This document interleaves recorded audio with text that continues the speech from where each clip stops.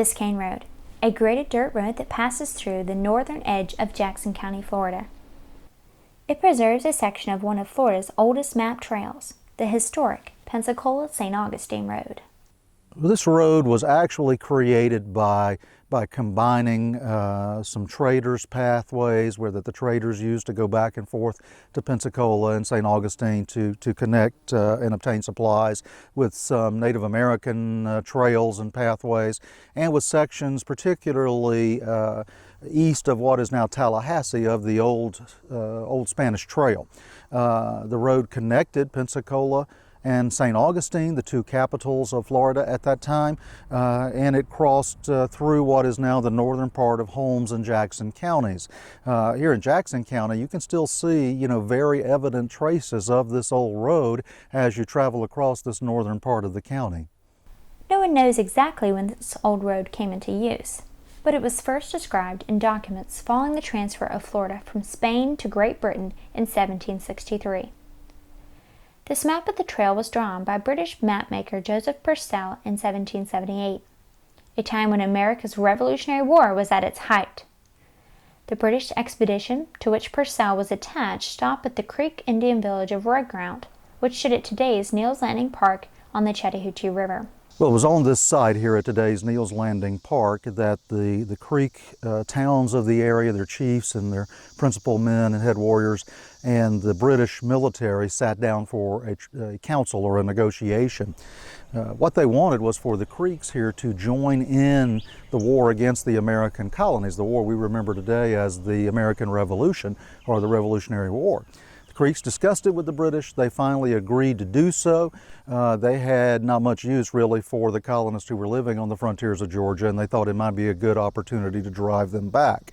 So they agreed to join the British military to fight against the American patriots, American colonists during the American Revolution.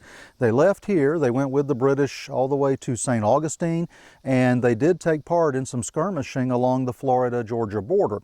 The original road paralleled and in places ran along the exact route of today's State Highway 2. This highway crosses through the northern parts of Jackson, Holmes, Walton, and Okaloosa counties in Florida's Panhandle. An interpretive kiosk in the Jackson County town of Malone tells the story of the old road, and the community's residents welcome visitors with open arms. We have a Mayberry-ish town, I like to call it, and pretty much 99% of us all get along. We all know each other. We all hunt, fish, and go to church together. Malone is a friendly town, and if somebody's traveling the Spanish Trail, they need to stop by and meet us. If I see somebody at one of the city limit signs taking pictures of something, who are you? Welcome. Why are you doing? Where are you from? And we're glad to have anybody that wants to come through town.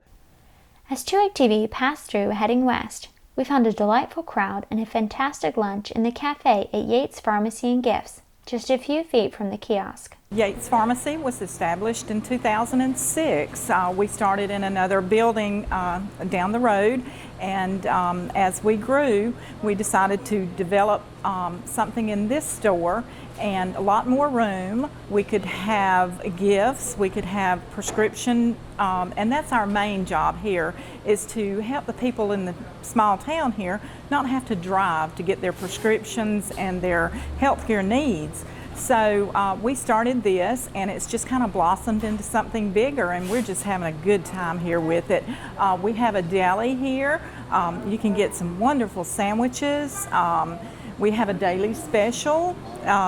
We have lots of people in here during the lunch hour, and they just like to visit and have a good time, and we just all love them to death. We have the Bluebell ice cream. It is a favorite in town. We do milkshakes, we do cone ice cream. So anytime you'd like to, we invite you to stop by and see us. Sections of the original Pensacola-St. Augustine Road can be seen just off the shoulder of Highway 2 west of Malone. In Campbellton, the historic Campbellton Baptist Church faces the route of the old trail. This is Florida's oldest Baptist church in continuous operation, and its present sanctuary dates from the 1850s. The Campbellton area was settled when Florida was still part of Spain. The Pensacola-St.Augustine Road, which was first mapped by the British in 1778, passed right through Campbellton. And where we're at today, here by the Campbellton Baptist Church, is on that old road. And then finally, after the First Seminole War in about 1819, once the threat of raids by the Creek and the Seminole Indians who lived in this area had been diminished, the first settlers began to move in here. And the first American settlers who came to Jackson County crossed the line into what is now Campbellton, and they called their settlement the Spring Creek Settlement because just north of town there's a creek called Spring Creek. They farmed here, they built homes here. In fact, by the time that Florida became part of the United States, there were maybe 30 or 40 families living up here in a very prosperous little settlement. And from Graceville, the old Pensacola-St. Augustine Road continued west into Holmes County and today's communities of Noma and Esto. Esto's Community Park is a great spot for picnics. The town is noted in Florida folklore as the haunt of a notorious alligator monster named Two-Toed Tom. He once terrorized the borderlands of Florida and Alabama, attacking people and livestock alike. Driven from Alabama, he took up residence in Sand Hammock Lake at Esto, where he engaged in a series of confrontations with local residents during the early 1900s. The community celebrates the monster's life and legend each year with its Two-Toed Tom Festival. From Esto, the historic road continued southwest across the present site of Bethlehem to Curry's Ferry, where it crossed the Choctawhatchee River.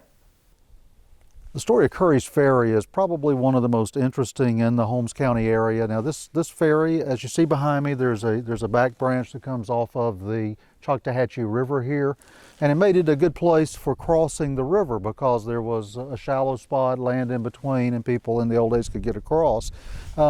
We know that there was an English merchant or trader who was living here as early as the 1760s because there's a map that was produced by the British during the American Revolution that shows this site, and it shows Stedham's Trading Post as being located here. It also indicated there was a Coushatta or a Coushatta town site nearby that was already abandoned by 1778. It is a beautiful little park area today with a boat launch and a pretty nature trail. It is believed that the famed American pioneer Daniel Boone crossed at the ferry here in the 1760s during his long walk across Florida. Nearby on County Road 179 is the historic Keith Log Cabin. Built in the 1880s, it features the unique Louisiana roof style and wrap-around porches that were popular with early settlers of the Gulf Coast region from Florida to Texas. West of the Choctawhatchee River, the trace of the old Pensacola-St. Augustine Road reconnects with today's State Highway 2. Two landmarks of American literary history can be seen along this part of the historic road. The famed writer Laura Ingalls Wilder, author of the beloved Little House books, lived in Holmes County in 1891 to 1892. She attended Mount Ida Congregational Church with her husband, Almanzo, and daughter Rose. The church can be seen just off Highway 2 on Mount Ida Road.